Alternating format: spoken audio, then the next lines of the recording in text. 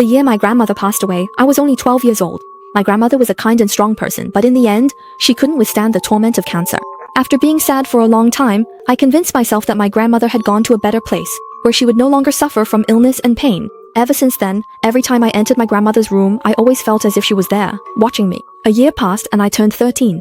That day, I wanted to find a quiet place to do my homework, and I thought of my grandmother's room.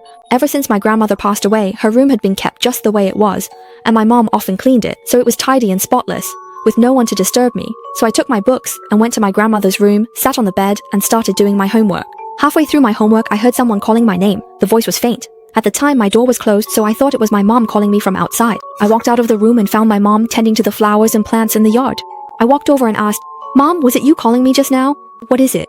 But my mom looked at me strangely and said, "I didn't call you. There's nothing here that needs your help. Go back inside and do your homework." What's going on?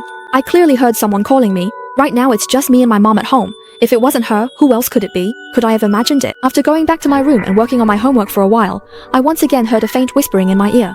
I couldn't make out what was being said, but a chill ran through my whole body. Overcome by a sudden sense of fear, I immediately ran out of my grandma's room. Out of the corner of my eye, I seemed to catch a glimpse of a shadow in a dress chasing after me. The figure looked a lot like my grandma. That made me even more scared, and I screamed and ran even faster. My mom heard the commotion and rushed over. Terrified and in tears, I poured out everything to her. She didn't know how to explain it either, so she took me back to my grandma's room, sat on the bed with me, and gently said, "Maybe grandma really just wanted to talk to you." But how could I know if it was really grandma or something else? So my fear didn't lessen at all. My mom had no choice but to move me to another room to study, but my mind was already completely blank. It's been a few years since then, and I'm still wondering, was that really my grandma or some other messenger?